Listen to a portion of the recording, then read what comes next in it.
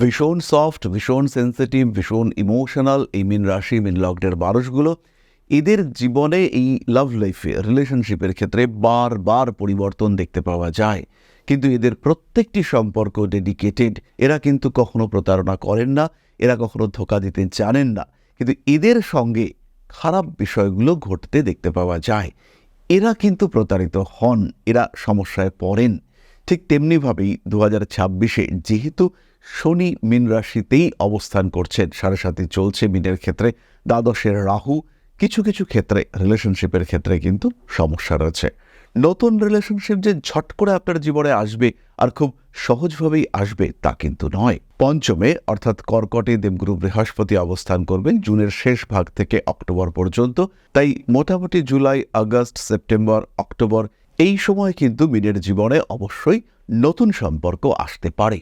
মনের দুঃখ, বাধা, বেদনা, যন্ত্রণা এগুলো কেটে গিয়ে নতুন সম্পর্কের আবহে একদম সন্তুষ্ট, হ্যাপি হয়ে যেতে পারেন মীন রাশি বা লগ্নের মানুষজন। 2026-এর শেষ ভাগে শারীরিক সমস্যা আপনার বিবাহিত জীবনে কিছু অশান্তি, অস্থিরতা নিয়ে আসতে পারে।